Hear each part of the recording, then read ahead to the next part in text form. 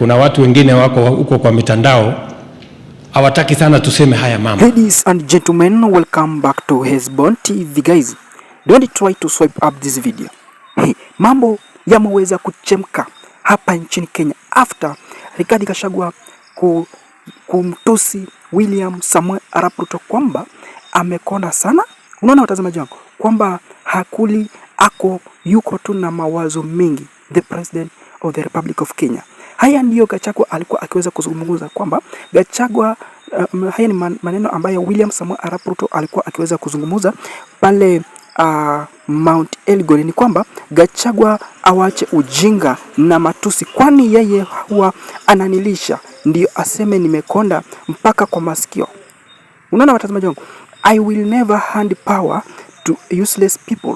Wacha ifike uchaguzi wataona moto. Haya ni matamshi ya William Samoei Arap Ruto. Unaona watazamaji wangu, unaona kuna hii ambayo after Rigathi Gachagua kusema kwamba William Samoei Arap Ruto ameweza kukonda masikio. Kuna hizi picha ambazo unaziweza kuziona kwa screen yako kwamba ni kwamba utaona William Samoei Arap Ruto ameweza yuko na masikio marefu kama ya sungura. Unaona watazamaji wangu, hizi ni picha ambazo Gen Z after kusikia kwamba Rigathi Gachagua ameweza kumwattack William Samoei Arap Ruto kwamba amekonda, then yuko na masikio mingi. Unaona watazamaji wangu, masikio kubwa. Nataka tukasikize, ukatazame hii video, then ukaniambia pale kwenye comment section kwa maoni yako. Nataka tukasikize vile huyu anayejulikana kama Rigathi Gachagua vile alikuwa akiweza kuzungumza, then ukaniambia pale kwenye comment section unanitazama kutoka maeneo gani, unanitazama kutoka kaunti gani, na utakuwa mtu wetu wa maana zaidi. Hebu sikiza.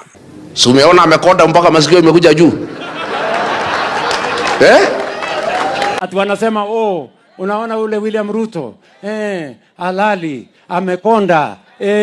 Sasa mimi nataka niwaulize watu hapa Chwele. Sasa niwaulize. Sasa wewe watu mafala wamekula, mkiwaona, mimi nataka niwaulize nyinyi wa jamaa, mnaongea juu ya mimi cut weight. I am intelligent to know when to cut down on weight so that I can concentrate on what I want to do. I am disciplined enough to know how much to eat so that I can stay alert. Nyinyi mumekula mpaka tumbo karibu inapasuka. Mumekula mpaka kichwa imefimba na kiburi. Na wataka niwaambie, tafadhali endeni mjiangalie kwa kioo. Use the mirror. Mwende muangalie vile mmekaa. Kichwa imefimba.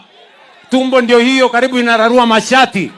Tafuteni gym kwanza, muende mufanye exercise kidogo. Na mupunguze kukula chakula mingi.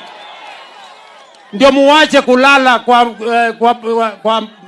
kwa mikutano. There are so many noises, but we must keep our eyes on the ball. Do not be distracted. You know? And there were so many characters, noises. There was some character there called Sanballat. There was another one called Tobias. They were in the social media. These people are useless. All they are telling us is lies. In fact, if a fox steps on this wall, it will collapse. There were so many stories. But the wall was built. Nyinyi, si mnajua ule jamaa ako na pepo ya ukabila na chuki na kugawanya watu? Mnamjua ama mjui? Ule jamaa wa pepo si anazunguka kwenye makanisa, kwenye mazishi, kwenye barabara, ati anatuongelesha. Mtu mwenye ako na pepo ya ukabila na chuki na kisirani anatuambia nini kama Wakenya? Mtu ambaye ameenda kwa kitanda ya ndugu yake ambaye alikuwa anakufa, anaenda kumanipulate will ya ndugu yake ili awanyang'anye wajane na mayatima mali yao. Mtu ambaye ameenda akatia mimba mtoto mwenye yako umri ya mtoto yake, alafu akachukua huyo mtoto akamuua, anatuambia nini? Huyo ni mtu ya kuongoza mahali popote? Huyo ni mtu ya kuongoza jamii yoyote? Huyo mtu mimi nataka niwaeleze, I am giving notice. Sijui kama tunaelewana. Tunaelewana? You cannot mislead this nation.